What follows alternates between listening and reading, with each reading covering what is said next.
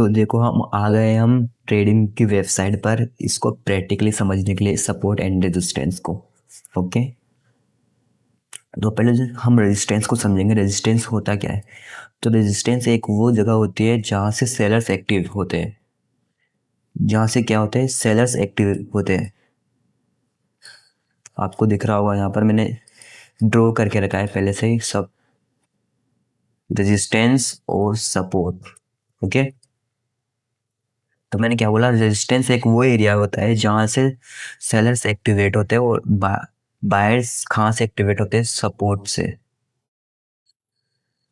हमें ये पता चल गया कि सेलर्स और बायर्स कहाँ से एक्टिवेट होते हैं। रेजिस्टेंस से सेलर्स एक्टिवेट होते हैं और सपोर्ट से बायर्स एक्टिवेट होते हैं। ओके, अब इनको हम आइडेंटिफाई कैसे करेंगे।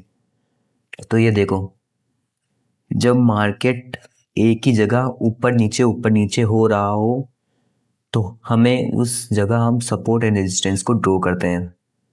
ओके, जब मार्केट एक ही जगह सस्टेंस या सेड वाइज जोन में हो, ऊपर नीचे हो रहा हो, जब हम सपोर्ट रेजिस्टेंस को ड्रॉ कर सकते हैं। जैसे मैंने ये करके रखा है, देखो देखो इस जगह से पहले क्या आई, बाइंग आई।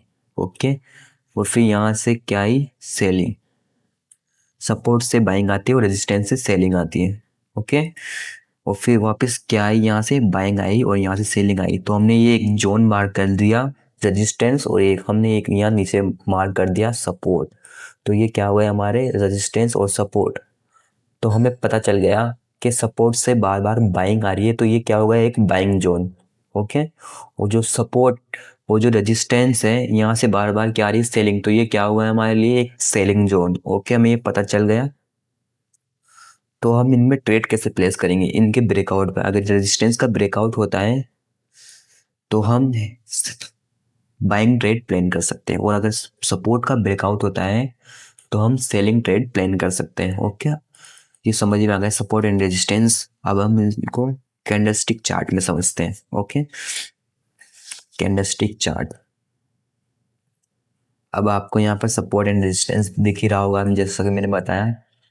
तो ये क्या है आपका, एक 1 मिनट, ये आपका एक सपोर्ट, नहीं सॉरी, रेजिस्टेंस से आपका एक, और ये क्या है आपका, ये आपका एक रियल सपोर्ट। तो जैसा कि मैंने बताया था, यहाँ पर मार्केट यहाँ पर ऊपर नीचे ऊपर नीचे ऊपर नीचे, वो फाइनली यहाँ क्या कर दिया था, मैंने क्या कहा था, जब ब्रेकआउट हो जाए तो आप ट्रेड ले सकते हो। जस्ट यहाँ से क्या हुआ, क्या हुआ, जस्ट ब्रेकआउट, यहाँ से ब्रेकआउट हो गया। तो हमने क्या, और हम ब्रेकआउट में हमने क्या कैप्चर कर लिया, ऑलमोस्ट हमने 1:3 1:4 तक का रिवॉर्ड यहाँ पर कैप्चर कर लिया। तो इस जगह सपोर्ट एंड रेजिस्टेंस के ब्रेकआउट पे देखो कितना अच्छा ट्रेड मिल गया है हमें। इस तरह आप सपोर्ट एंड रेजिस्टेंस का यूज कर सकते हो। ओके,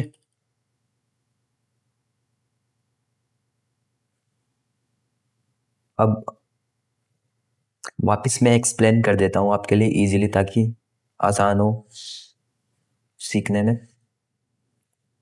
मार्केट ने यहाँ से क्या किया, अप रैली दी, और यहाँ से क्या क्या हुआ है, सेलिंग में शिफ्ट हो गया। तो मार्केट जो ये जोन है, अगर वापस यहाँ से आ गया तो ये क्या बन गया हमारा, सपोर्ट। तो यहाँ से हम क्या करेंगे, बाइंग प्लान करेंगे। और ठीक वैसे ही ये रेजिस्टेंस है, यहाँ पहले का रेजिस्टेंस है, पहले की तरह मार्केट यहाँ वापस क्या आ गया, वापस आ गया। तो यहाँ से हम क्या करेंगे, सेलिंग। ओके, यानी ये कि किसका जोन है, बाइस का, और ये किसका जोन है, सेलर्स का। तो इसको हम क्या बोलेंगे, रेजिस्टेंस, और इसको हम क्या बोलेंगे, सपोर्ट। ओके, और जब इन दोनों का ब्रेकआउट आ जाए तो हम क्या कैप्चर कर सकते हैं, एक बढ़िया ट्रेड कैप्चर कर सकते हैं हम। तो ये होता है सपोर्ट एंड रेजिस्टेंस।